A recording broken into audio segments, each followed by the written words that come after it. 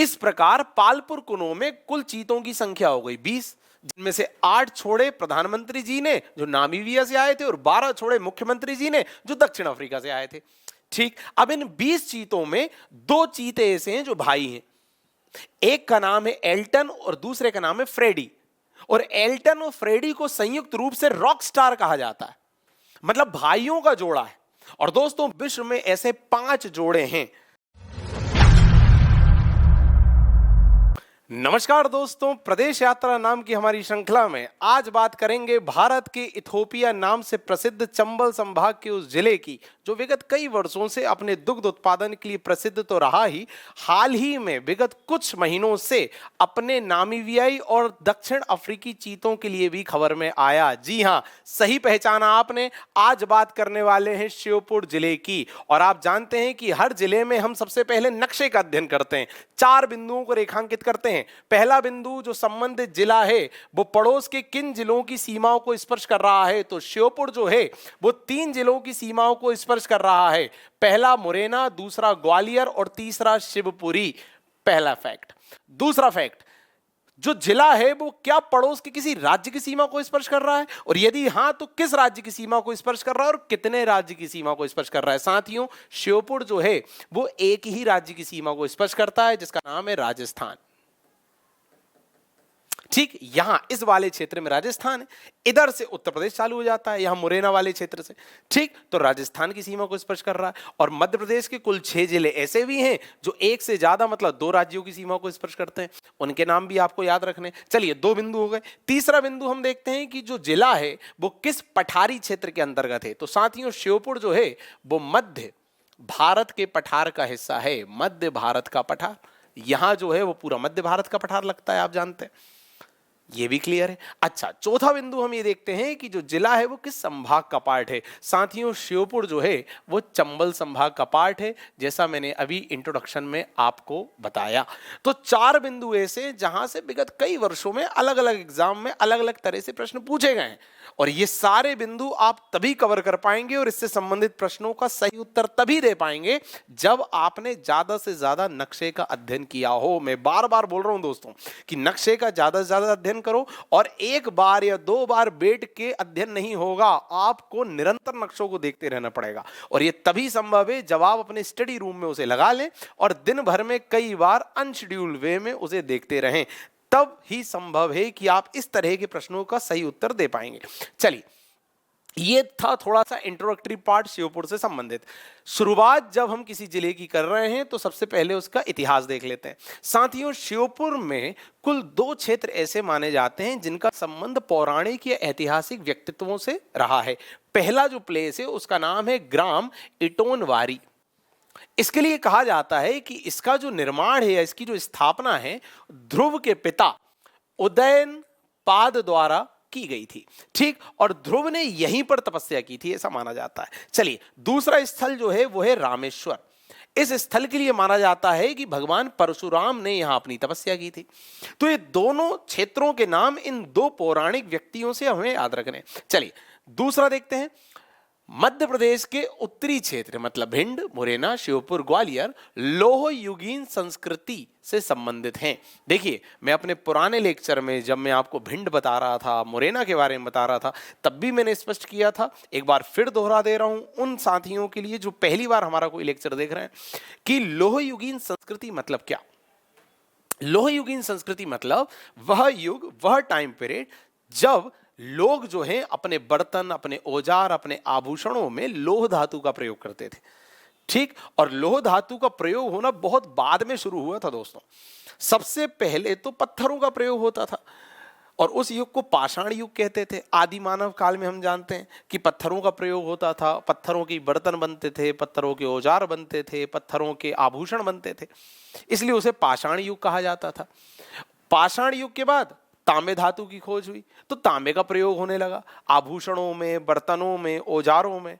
ठीक, तो उसे ताम्र युग कहा गया, और तांबे के साथ पत्थर का यूज होने लगा, तो ताम्र पाषाणकालीन युग कहा गया। और फिर जाके कहीं बाद में मतलब उत्तर वैदिक काल के अंत में लोहे की खोज हुई थी, और फिर लोगों ने लोह धातु का प्रयोग शुरू किया था। तो तब की जो संस्कृति है, तब का जो समाज है, उसे लोह युगीन संस्कृति कह रहे हैं। और मध्य प्रदेश का यही वाला क्षेत्र, उत्तरी क्षेत्र, यहां के लोगों ने लोह धातु का सबसे पहले प्रयोग किया था। ठीक, तो ये पता होना चाहिए हमें। चलिए, इसके अलावा एक बात और स्पष्ट करें कि इसका जो मुख्यालय है, मतलब श्योपुर जिले का, ये सीप नदी के दाहिने किनारे पर विद्यमान है। और ऐसा कहा जाता है कि इस शहर की स्थापना गोंड राजपूत के प्रमुख इंद्र सिंह द्वारा की गई थी। तो राजा इंद्र सिंह का नाम हमें बस याद रखना है। जो राजा इंद्र सिंह हैं, ये जयपुर राजघराने के सामंत थे। ठीक, तो खैर इस सब डिटेल पे हमें नहीं जाना है, हमें बस एक राजा का नाम याद रखना है जिले के संबंध में, इंद्र सिंह, बस। बहुत ज्यादा डिटेल में नहीं जाना। हम सभी जिलों के ऐसी पूरी ऐतिहासिक वंशावलियों को रट नहीं सकते, हमें केवल उन पहलुओं पर ध्यान देना है जो एग्जाम में पूछे जा सकते हैं। चलिए, इसके अलावा एक आधुनिक युग या आधुनिक समय का एक फैक्ट कि 1982 में क्या हुआ, बीपी दुबई की अध्यक्षता में एक कमेटी, एक समिति बनती है, जिसे काम दिया जाता है कि जो जिले में अलग अलग, जो राज्य में अलग अलग जिलों का गठन हो रहा है, भाई इस जिले से एक नया जिला बन गया, इस जिले से एक नया जिला बन गया, तो किस जिले में से कौन सा नया जिला बना है, या जिलों का गठन किस आधार पर करें, इस सब पर रिपोर्ट दो। इस सब के लिए गठन हुआ था बीपी दुबे की अध्यक्षता में एक समिति का 1982 में। इस समिति ने अपनी रिपोर्ट दी और इसकी रिपोर्ट या अनुशंसा के आधार पर ही 25 मई 1998 मींस 1998 में कुल 10 जिलों का गठन हुआ था दोस्तों। और इन 10 जिलों में से कुल 4 जिले ऐसे हैं जो वर्तमान मध्य प्रदेश में हैं अभी भी, और उन 4 में से ही एक है श्योपुर जो मुरैना से बना है। तो 10 जिलों का गठन हुआ था, उन 10 में से 4 वर्तमान मध्य प्रदेश में हैं। एक का नाम मैंने बता दिया, श्योपुर, जो मुरैना से अलग होकर बना है। बाकी के 3 कौन से जिले हैं ये आप बताएंगे, और वो किन जिलों से अलग होकर बने ये भी आप बताएंगे कमेंट सेक्शन में। चलिए, तो इतने सारे फैक्ट हैं जो हमने कवर किए और ये आपको पता होने चाहिए। क्या देखा हमने, लोह युगीन संस्कृति के साक्ष्य मिले। क्या देखा हमने कि भाई इंद्र सिंह ने इस क्षेत्र का निर्माण किया।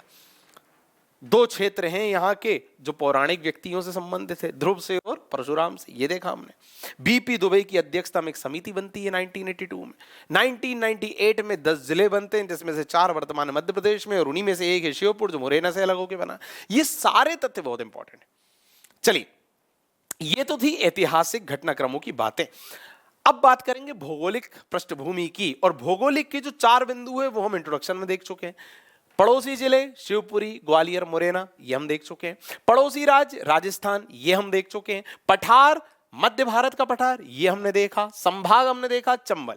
साथियों, नदी एक तो है अहेली और एक कुनो, ये प्रसिद्ध नदियां जिनके किनारों पर, जिनके आसपास ये शहर बसा हुआ है। चलिए, इसके अलावा प्रस्तावित अभ्यारण्य माधवराव सिंधिया अभ्यारण्य यहां प्रस्तावित है, मतलब बनने वाला है। चलिए, इसके अलावा पालपुर कुनो अभ्यारण्य पहले से मौजूद है, और पालपुर कुनो का नाम वो कुनो नदी के कारण ही पड़ा। चलिए, अच्छा, विशेष ये है कि बालाघाट और श्योपुर मध्य प्रदेश के 2 ऐसे जिले हैं जहां पर 50% से अधिक वन क्षेत्र है। मतलब टोटल जिले के टोटल एरिया का 50% से ज्यादा वन क्षेत्र है। केवल 2 जिले हैं ऐसे, बालाघाट और श्योपुर, ये पता होना चाहिए आपको। चलिए, पर्यटन की बात करेंगे साथियों। वे पर्यटन स्थल जो बहुत ज्यादा प्रसिद्ध हैं, तो उनके संबंध में तो पूछा जाता है कि भाई कहां है, किसने बनवाया, किस नदी के तट पर है, और किस शताब्दी में बना। 4 फैक्ट बहुत इंपॉर्टेंट। और यह भी पूछा जाता है कि उस प्लेस में और क्या क्या खास है।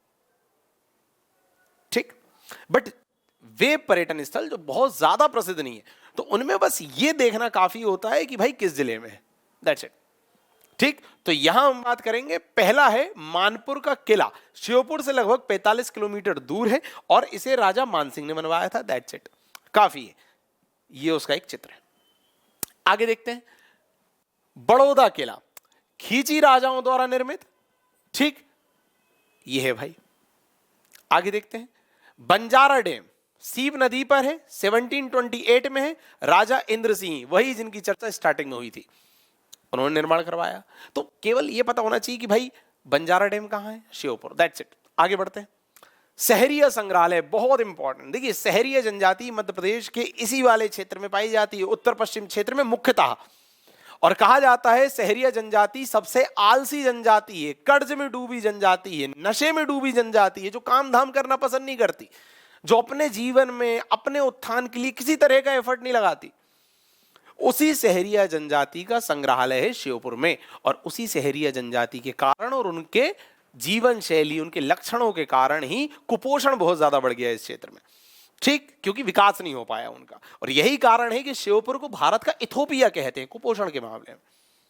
ठीक, चलिए, तो उसका संग्रहालय है यहां पर। श्योपुर फोर्ट दोस्तों सीप और कलवाल नदी के संगम पर है, यह श्योपुर फोर्ट, उसका चित्र है। आगे देखते हैं व्यक्तित्व। साथियों, व्यक्तित्व पर प्रश्न सीधे ये बनता है कि जो व्यक्ति हैं वो किस विधा से संबंधित है, पहला प्रश्न। दूसरा प्रश्न बनता है किस जिले से संबंधित है। तीसरा बनता है कि इन्होंने कौन कौन सी रचनाएं तैयार करी या क्या किया काम। ठीक, तो गजानन माधव मुक्तिबोध का संबंध श्योपुर से है। इनका जन्म हुआ था 1917 में, ये उनका चित्र है। कौन है गजानन माधव मुक्तिबोध? लेखक है, हम सभी जानते हैं, दूसरा पॉइंट। तीसरा, इन्होंने कौन कौन सी रचनाएं लिखी, यह भी इंपॉर्टेंट प्रश्न आता है। अब इनकी रचनाओं के नाम है साहित्यिक की डायरी, चांद का मुंह टेढ़ा, सतह से उठता आदमी, काठ का सपना, विपात्रा, शक्ति के अंधेरे में, ब्रह्म राक्षस, ये सारी इनकी रचनाएं हैं। चंबल की घाटी, ये सारी इनकी रचनाएं हैं, ये भी एग्जाम में आ जाती हैं। चलिए, विशेष साथियों, यहां का विशेष बिंदु या जो हाल ही में चर्चा में कुछ जरूरी खबरें रही जो श्योपुर से संबंधित है, ये प्रश्न आ सकता है एग्जाम में। वो खबर है चीतों से संबंधित। श्योपुर के पालपुर कुनो अभ्यारण्य में कुल 20 चीतों को छोड़ा गया, ठीक, विगत कुछ महीनों में। इन 20 चीतों में से 8 चीते, कुल 8 चीते सबसे पहले छोड़े थे देश के प्रधानमंत्री श्री नरेंद्र मोदी जी द्वारा। कब छोड़े गए थे? जब प्रधानमंत्री जी का जन्मदिवस था, मतलब 17 सितंबर को।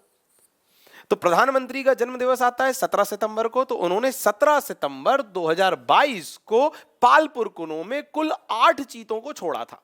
और ये चीते कहां से संबंधित थे? नामीबिया से आए थे। ठीक, फिर इसके बाद क्या हुआ? इसके बाद 18 फरवरी 2023 को प्रदेश के मुख्यमंत्री श्री शिवराज सिंह चौहान द्वारा कुल 12 चीतों को छोड़ा गया, और ये 12 चीते आए थे दक्षिण अफ्रीका से। इस प्रकार पालपुर कुनो में कुल चीतों की संख्या हो गई 20, जिनमें से 8 छोड़े प्रधानमंत्री जी ने जो नामीबिया से आए थे, और 12 छोड़े मुख्यमंत्री जी ने जो दक्षिण अफ्रीका से आए थे। ठीक, अब इन 20 चीतों में 2 चीते ऐसे हैं जो भाई हैं। एक का नाम है एल्टन और दूसरे का नाम है फ्रेडी। और एल्टन और फ्रेडी को संयुक्त रूप से रॉक स्टार कहा जाता है, मतलब भाइयों का जोड़ा है। और दोस्तों, विश्व में ऐसे 5 जोड़े हैं जहां 2 भाई चीते हैं। ठीक, और उन 5 जोड़ों में से एक जोड़ा भारत में है, पालपुर कुनो में। क्या नाम है? Rock star. और एक का नाम है एल्टन और एक का नाम है फ्रेडी। ये सारे तथ्य बहुत इंपॉर्टेंट हैं, एग्जाम में आ सकते हैं, आपको इस पे ध्यान देना होगा। एक जिला एक उत्पाद। साथियों, प्रदेश सरकार द्वारा किसी जिले के किसी खास उत्पाद को राष्ट्रीय अंतरराष्ट्रीय पहचान दिलाने के क्रम में उस क्षेत्र से संबंधित उस उत्पाद को एक जिला एक उत्पाद की श्रेणी में शामिल किया जाता है। क्यों? ताकि विश्व पटल पर उसकी ख्याति बढ़े, विश्व पटल पर लोग उसे पहचाने, उस क्षेत्र के उस उत्पाद की डिमांड बढ़े। ठीक, तो श्योपुर क्षेत्र से अमरूद को एक जिला एक उत्पाद की श्रेणी में शामिल किया गया है। आगे देखते हैं अन्य तथ्य। साथियों, पहला तथ्य तो मैं आपको इंट्रोडक्शन में बता चुका था कि दुग्ध उत्पादन के लिए 2 जिले प्रसिद्ध हैं, मुरैना और श्योपुर। ये हो गया। दूसरा, प्रदेश में सड़कों के घनत्व की यदि मैं बात करूं तो सर्वाधिक सड़कों का घनत्व तो सतना में है, पर सबसे कम सड़क घनत्व कहां है? तो वो श्योपुर में है। एक और फैक्ट मैं अभी स्टार्टिंग में बता चुका हूं, कुपोषित जनजाति यहां पाई जाती है। यही कारण है कि श्योपुर को भारत का इथोपिया कहते हैं। ठीक, और इसी संदर्भ में यहां पर सामुदायिक रेडियो केंद्र या संग्रहालय सहरिया जनजाति संबंधित विद्यमान है। और लास्ट में श्योपुर की काष्ठ कला साथियों बहुत ज्यादा प्रसिद्ध है। प्रश्न आ सकता है कि श्योपुर जो है किस कला के लिए जाना जाता है? तो काष्ठ कला के लिए जाना जाता है। ये थे कुछ जरूरी तथ्य श्योपुर से संबंधित। इस पूरे लेक्चर के नोट्स पीडीएफ फॉर्म में आपको हमारे टेलीग्राम ग्रुप पे प्राप्त हो जाएंगे साथियों। उसके लिए हमारे टेलीग्राम को जरूर ज्वाइन कीजिए, जिसकी जानकारी नीचे डिस्क्रिप्शन में दी हुई है। बहुत बहुत धन्यवाद।